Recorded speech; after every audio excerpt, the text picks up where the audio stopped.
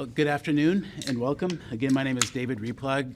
I'm here in two different capacities. First, I serve as Vice President for Federal Programs with the Tri-City Development Council, or TRIDEC.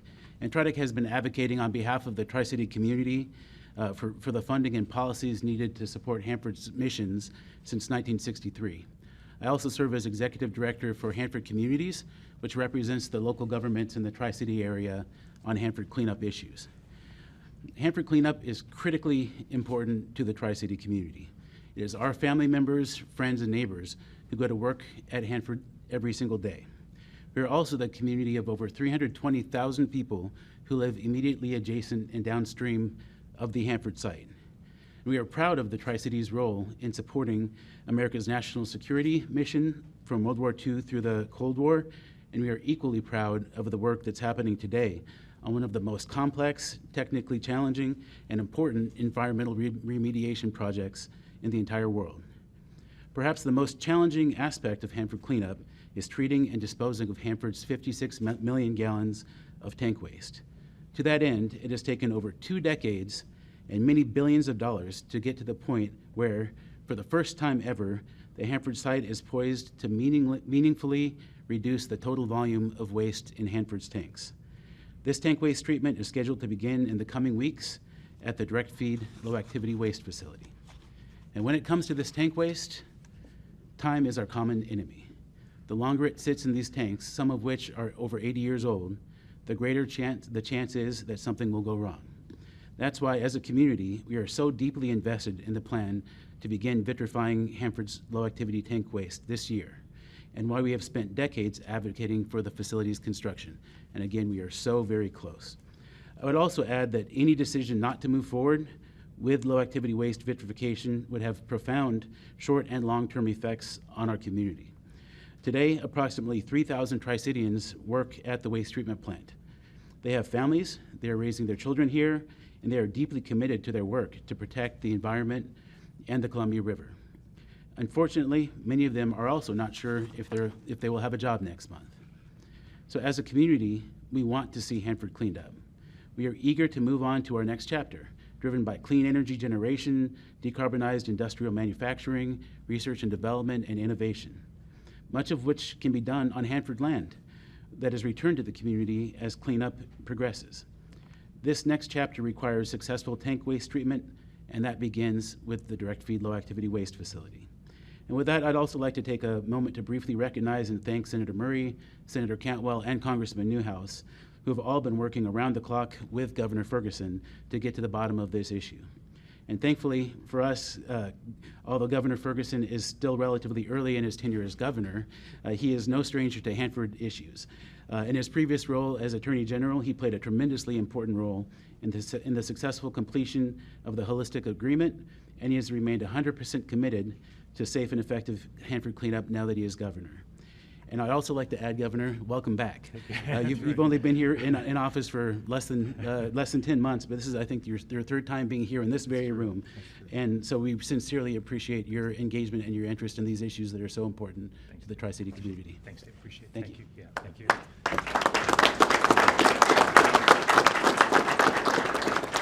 Thanks, David, so much, and for your words and your partnership, and for helping us host us here today. And thanks to all of you for being here on short notice. We have a lot of folks here. We will not introduce everybody for obvious reasons, but I so appreciate all who have come on short notice to be here.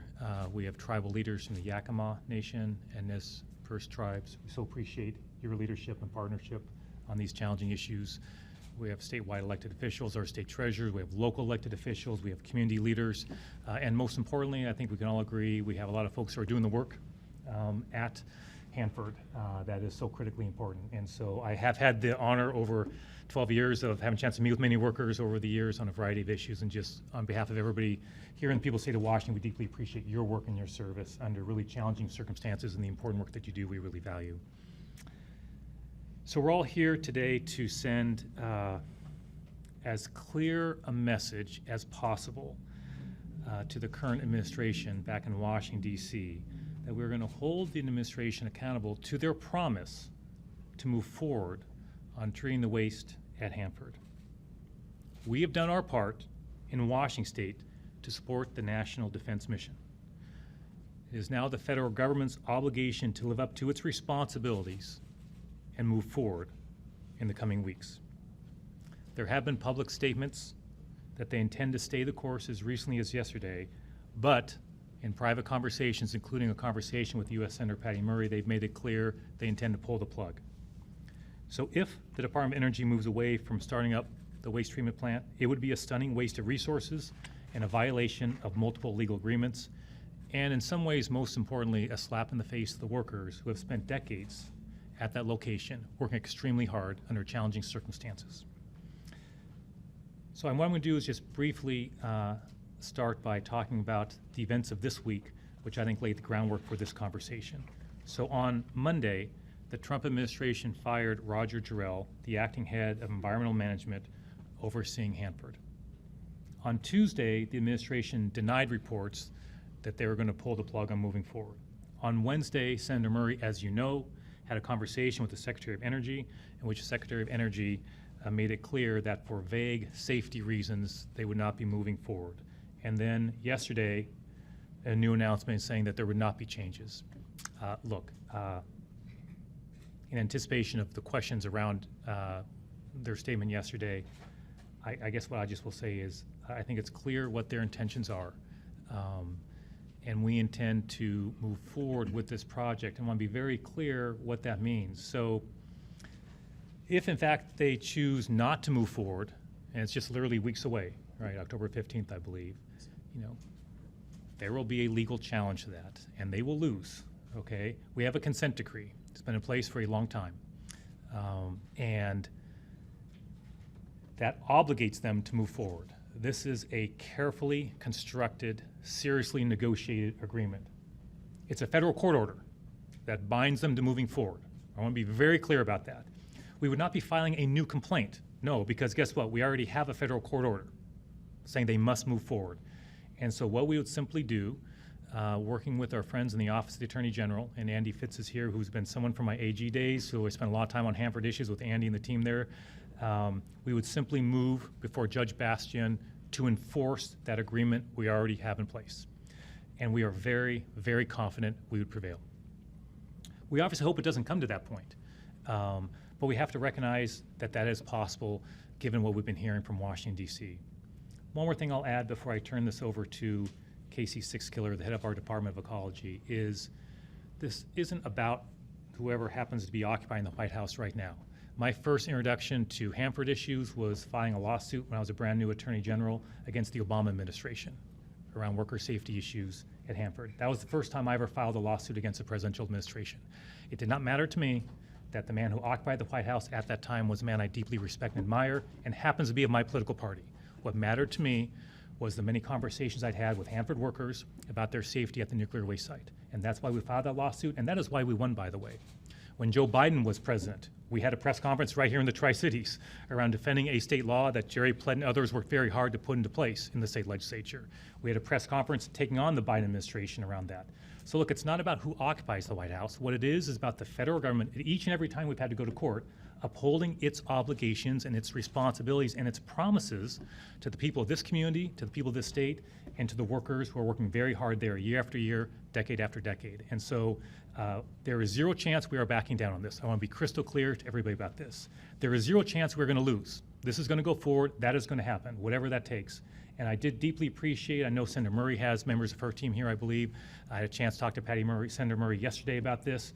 Trust me, she is every bit as committed as I am on this issue. I know many other folks are as well, and we're going to make sure we make this happen. With that, I'm going to turn now to Casey Sixkiller. Casey's the head of our Department of Ecology, and deeply appreciate his tremendous work on behalf of the people of the state of Washington on this and many other issues. Casey. Thank you. Well, good afternoon, everyone. Thank you, Governor, very much for the opportunity to be here today on behalf of the Department of Ecology. I think it's important to sort of take a step back at this moment and really think about the Hanford landscape today. You know, it's hard to imagine that at one time there were 9 massive reactors operating here, and the thousands of workers who carried out that work under intense pressure and secrecy. My grandfather was one of them. Today you see cocooned reactors and construction equipment, but it's what's below the surface that brings us here today. Beneath our feet sits 56 million gallons of radioactive and chemical waste stored in 177 tanks, enough to fill more than 200,000 tanker trucks.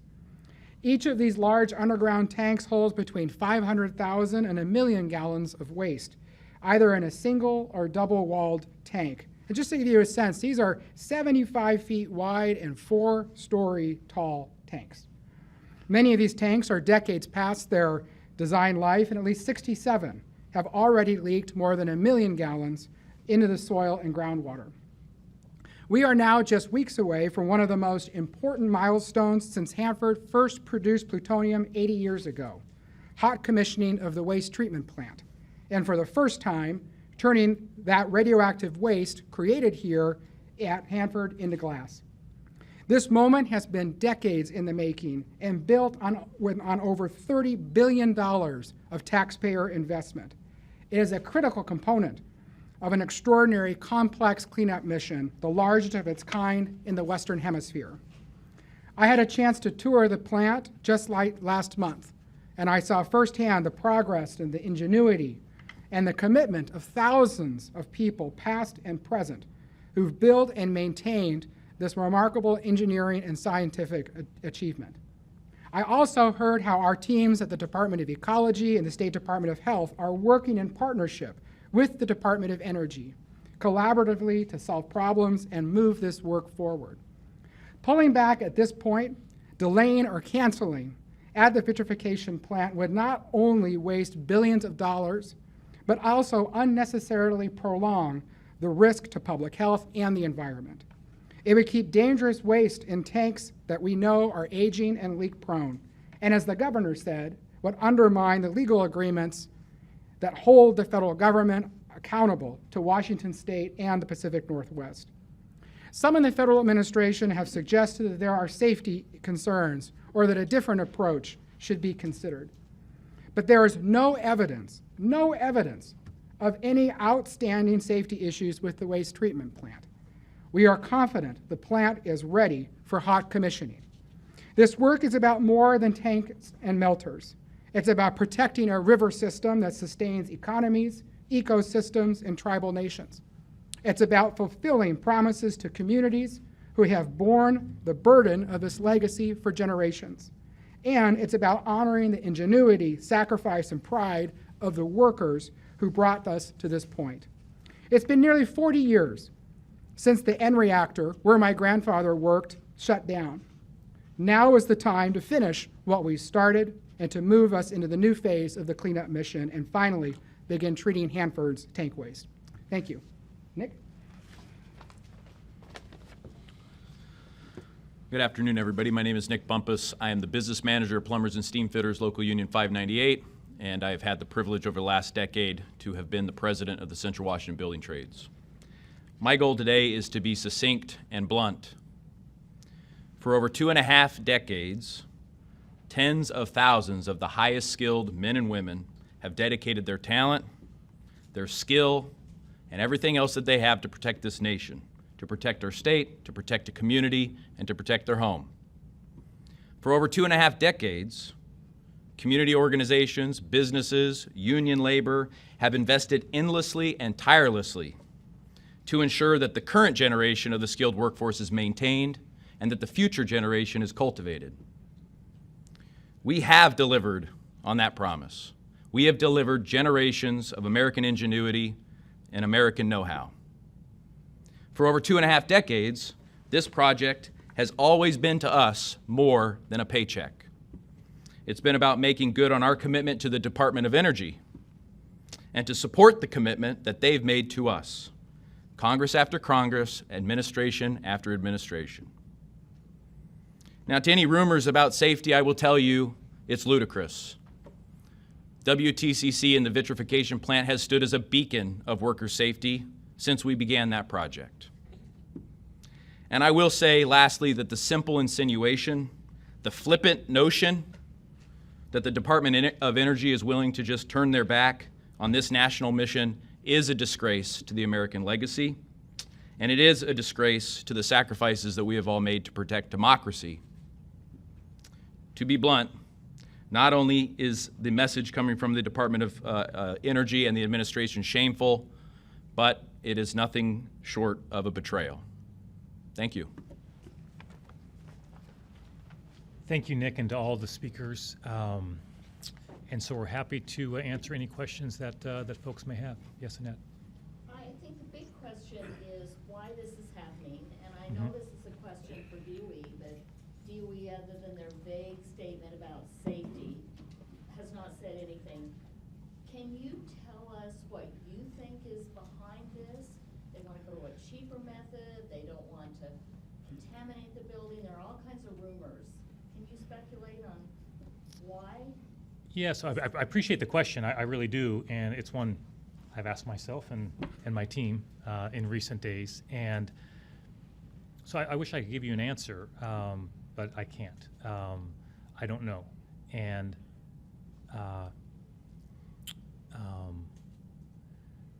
it is difficult to understand why one would even contemplate an action like this at this stage of where we are, truly. So, I mean, candidly, if I knew what their reasoning was, I would respond to that here and now, right? I'd fly back to Washington, D.C. and have a conversation, right? We can all have healthy debates about any number of issues. So we don't know what the answer is. So that's why, my message, our message today is to be very, very clear of where we stand on this, to be very, very clear about what we are going to do if they do not move forward, and that is to go before Judge Bastian, and to be very, very clear about what the outcome will be of that litigation. They will lose. So, look, there's an easy way and there's a hard way in how we're moving forward, but I'm confident what the outcome is going to be on how this works out. Other questions? Oh, yes, yeah, follow-up, yeah. Has anyone from DOE in Washington, D.C. discussed this with you? I've had zero conversation with anyone at DOE. I had heard like sort of rumblings. There were sort of rumors stuff was going on, and obviously the firing on Monday was concerning. But clearly, Senator Murray's conversation with the secretary was, a 4-alarm fire, and so that's what I think has brought us here today. So, but I have not, to answer your question directly, and Casey, I don't believe you've had any. It was so we have not had. We'll double check with Brianna in case at a lower level on the staff side, but definitely not at leadership. There's not been certainly a conversation with me or with Casey. With the flood of legal proceedings against the Trump administration, how do you know that this action or this pressure from the state of Washington would gain purchase? Yeah, thanks for that question. So, I have a little experience with the Trump administration on the litigation side. I was AG for his first term, and so I feel like I have a decent handle on what cases might be successful and which might be not. We won 56 cases when I was Attorney General. We lost just 3. So starting with that basis, I feel I have a sense of what cases are successful. Number 2, that is magnified here because, as I mentioned earlier, what's sort of different here is, just to be clear, we don't have to file a brand new complaint if they don't go forward. There's already, because this has been litigated, negotiated, there is a court order in place that they need to move forward. So it's already done, that they've agreed to this, that this is going to happen. If they do not, they are in violation of that specific federal court order, right? So we would simply be moving forward to say, Judge Bastian, here's the court order, here's the proof they're in violation of it, and that is why it seems fairly straightforward to me that they would be unable to make a defense against that. Even so, wouldn't that be injurious to the plant to go into legal proceedings or to go back into the courtroom and to pressure the Trump administration, because each day that passes, that plant eddies and people that know how to run it might depart. I mean, I'm just wondering. Well, what's the injury is if they don't move forward, the harm that you've heard from every speaker here and every worker who's here, we're not causing any damn injury. Them, they are. I mean, I'm sorry, but give me a break. They are the ones causing the injury. They have a promise. They made a promise. They need to move forward. That's on them. They signed on the dotted line. right? To be clear, they're the ones causing the injury. We go to court to stop the injury, to make sure these workers can do their job that they're proud to do every day. And we move forward to protect our environment, keep our community safe. That's why we're going to court. Do I want to go to court? Of course not, right? But if that's the path they choose to go, that is the outcome that will happen, and they will most certainly lose in court. Thank you. Yeah, you bet. Yeah. Governor Austin Reed, Apple Valley News Yeah. Now. Are you shocked that this is happening and it's happening so fast? I guess what I would say is, I don't want to make this about an administration. I want to be clear about that. But I would say, since the question is direct, I would say that I've tried to take the approach of whatever's coming out of D.C. that it just doesn't surprise me anymore. That said, so that is my mentality, right? Is just kind of be prepared for anything these days. That said, I will confess to being surprised by this. In part because it just makes no sense, right? It just makes no sense.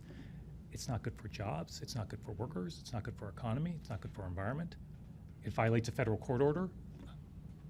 Just being candid, right? So I can't say I'm shocked, but it is a surprise that at this literally last minute,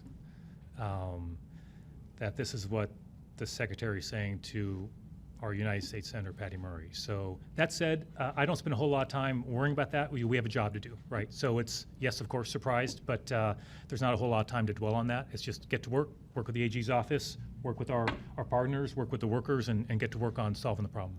And are you happy to see the support from mayors and everybody that's here today? Absolutely, which is why I led with that thanks, because, and that does not surprise me, by the way, just to be clear, that does not surprise me that so many folks have turned out on very, very short notice to support our workers and what's going on here.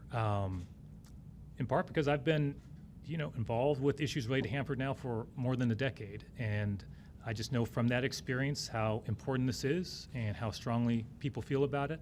And so, no, that part is no surprise at all, that there is, you don't see too often these days where total agreement on something from a community, right? We live in a time where there's divisions, and that's is what it is. But here, I think you're seeing a strong, from elected officials. I'm confident you're seeing folks of both political parties who are here, and workers, business, all together on this thing, the community as a whole, and none of that surprises me at all. Yeah, you bet. Can Yes. you give folks an idea, should October 15th come to pass and they still haven't signed the necessary documentation, they're stalling, what is the timeline for folks should that happen?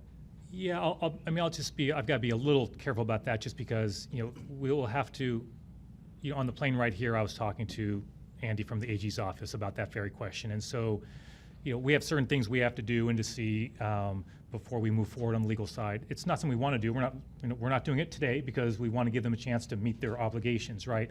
But it'll become clear at some point if they're not doing that, and once that becomes clear, we'll take the appropriate legal action. But part of this conversation to communicate directly to the administration is to avoid a lawsuit. Lawsuits are time-consuming. They're expensive. They're not the ideal way to solve disagreements, but they'll leave us no choice. But we'll be in touch, obviously, with the public as we go forward. If we see that it's clear they're not going to move forward. Right now, we're getting contradictory statements, from the administration, and we're hopeful that they will. It is my hope that they will. Someone back there will listen to reason, to see the strong support in our state, and that they will listen to that and do the right thing. Now, in the event that they do push pause, Yeah. essentially, is this something that could resume upon the next administration? We're not waiting. There's not going to be some next administration on this. I want to be very clear. I want to be very, very clear, right? This is a now situation. It's a now problem. I'm not big on waiting around in general in life, but I'm sure as heck not waiting around on this one. No, this is a now situation. And I'm confident a judge is not going to be waiting around for very long. This is crystal clear. There's a federal court order. They have a deadline. They've agreed to it. I just want to be really clear about this. It's not like filing a complaint and starting a whole new complaint and a whole new legal action. It's not that at all.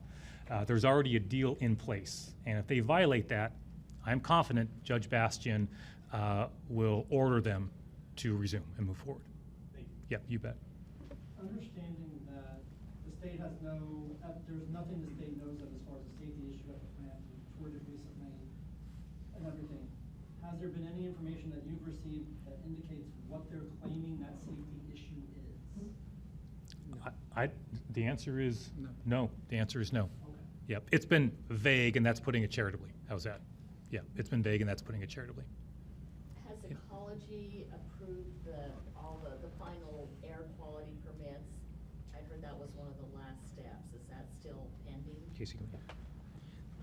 Thanks for that question. We are in the final stages of working through our permitting process, as is the Department of Health. We've been working every day, 7 days a week, with the Department of Energy on site, and we are confident we'll be able to conclude that process for them to begin on October 15th. Thank you. Any other questions? Yes. You touched a bit on the community aspect of all of this. For those thousands of employees right now that are kind of left in limbo and all of their family members, what is your message to them? I mean, you know, what my message is number one, how much we appreciate their work. And I would underline that, okay, and put that in bold, over many, many years and decades. Number two, what I would say is, you know, we are very focused on this situation. Number three, we are going to be successful in this. And number four, it's basic, right? Sometimes life is complicated, sometimes life is not complicated. This is one of those situations when life is not complicated. There is a deal. They've agreed to a deal. After extensive, trust me on this, okay, extensive conversations and negotiations over a very long period of time. There's nothing mysterious about this. And look, we teach our children, right? You make a deal, you honor the deal. It's pretty basic way of life that we have, whether it's a family or a friendship, whatever the heck it is. So yes, we have a deal in place, and it's more than a handshake. It's a federal court order. So what I would say to those workers is, you know, I view it simply, right? And I have absolutely every intention, working with everybody who's behind me here and many others, to make sure the federal government honors their promise. And so look, no, we're not going to stop until this is made right. Thanks for that question. Appreciate it. Any other questions that folks have? Yes. Yeah. First, I want to thank you for your time. My name is Sarah Diabolikas. I'm the PIO for the Yakima Nation. And I just wanted to ask, can you elaborate a bit on how this proposed cancellation or halt may impact the partnerships made and the federal obligations that are owed to the tribal nations within the area, such as the Yakima Nation? Yeah, I mean, that's part of the reason I mentioned at the outset how much we appreciate the partnership over many years with tribes is, you know, their unique understanding of the challenges being faced at Hanford, the impacts, you know, to our environment, and making sure that as we hold the federal government to their promises, that we honor the partnership we have with our tribes here in Washington State and across the region to make sure this moves forward. So, look, there are many, many relationships and partnerships that have made it possible to get to this point in the process where we can move forward, right? I mean, we're having a short press conference, but there was years and years of negotiations and conversations and work, I mean, that have been going on to get to this point, which frankly makes what the federal is doing so outrageous. And so that's why we're so deeply appreciative of the tribes as key partners in this, and why we look forward to moving forward with this project. Thanks. Any final questions? I think folks are available for one-on-ones. I think Brianna said some folks may want that, so I think folks here are available, speakers and folks who didn't have the chance to speak. Just to wrap up, we so appreciate all of you coming on short notice. We appreciate it. To our hosts for opening up once again this spot for media availability, we appreciate it. And everybody who's joined me here today, we so appreciate your part. Oh, sorry, do you have one more question? Yeah, yeah, go ahead. One quick question, just a final one from me. Regarding the rumors, what do you want to tell folks here in the Tri-Cities in the Yakima Valley about those rumors to assure them they are rumors? Well, I can't, I want to be clear, I can't assure them they're rumors. In fact, I think quite the opposite. I think it's clear the administration, look, the Secretary of Energy had a conversation with the United States Senator in Washington State saying they're going to pull the plug on this. That's not a rumor, that's That's a conversation at the highest level of our government, highest level. So this is not rumors. This is based on that conversation. And Senator Murray put out a statement to that effect and how outraged she was by this. So there's no rumors around this, right? I mean, to be clear, that's a conversation from the Secretary of Energy to United States Senator Patty Murray. So that is why we're all here, right? We're not in rumor world anymore, right? This is reality world. And the good news is there is time for the administration to turn back from that decision they clearly reached just a day and a half ago when they talked to the United States Senator Patty Murray. That's why I just want to be very clear about what our response will be to this if they choose to go forward. So, we'll be having lots of conversations and doing all the outreach we can to the federal government to avoid a conflict on this.